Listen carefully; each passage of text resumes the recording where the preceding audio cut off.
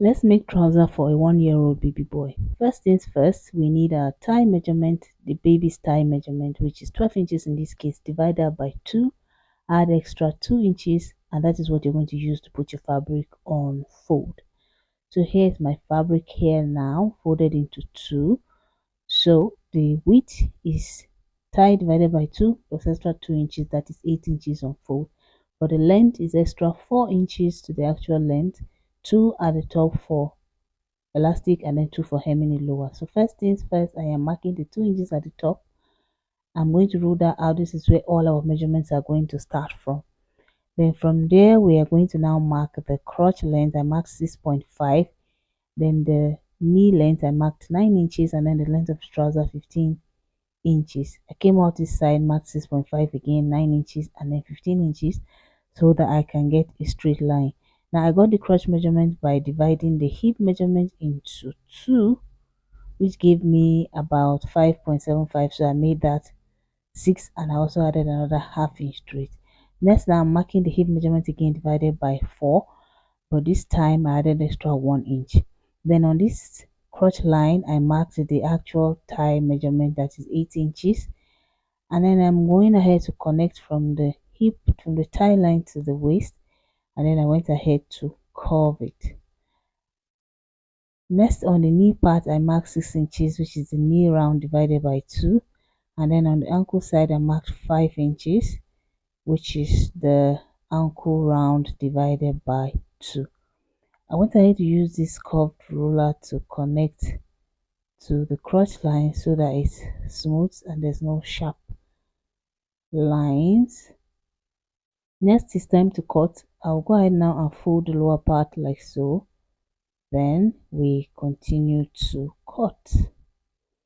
I'm also making sure the hip measurement comes all the way up.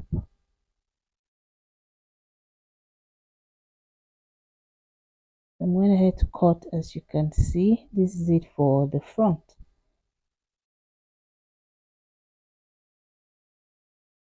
After cutting, the next step now is to cut the back piece. The back piece also unfold, and it is bigger than the front by 2.5 inches. So after placing them on top of each other like so, I am going to mark the crotch. On the crotch length line, I extended it by 2.5 inches, and then on the waist side I added extra 1 inch, and then on the knee line I added extra 2, and on the ankle line I added extra 2 inches as well as the hem of this trouser. So now I'm going ahead to connect the lines and also make a curve to the top like so, and it's time to cut.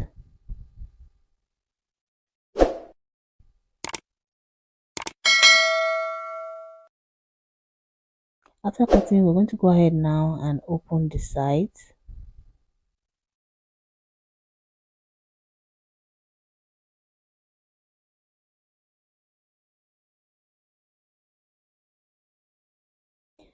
After that, next step is to go sew the crotch together, front and back, after which this is what we have. We're going to place front and back sides together and sew the sides using 1/2 inch.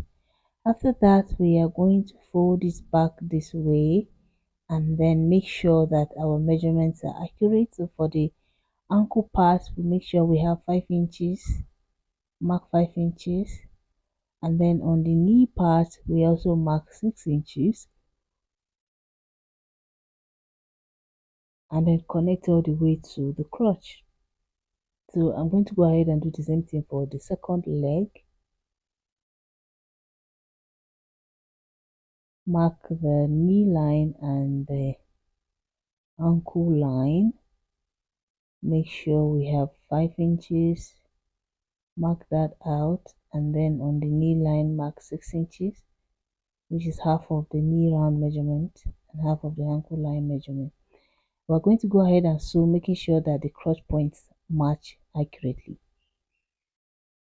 After that, this is what we have. The next step is to go fold the waistband like so, sew it down and leave a space of 1 inch or 2 to pass the elastic later, and also fold the lower part. We left 2 inches for that, so we're going to measure 2 inches and fold it in like so.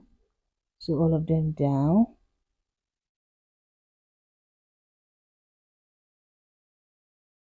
After that, it's time to add in the elastic. So this is it for the elastic. The actual waist measurement we're working with is 20 inches. So I took out 6 inches from that and made it 14 inches. So our elastic length is 14 inches. Using my safety pin, I'm going to pass it through the waistband like so.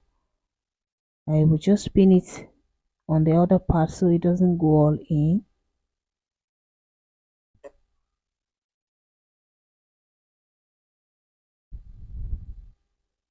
And once everything has gone all into the other side, we're going to go sew the elastic together and close that space.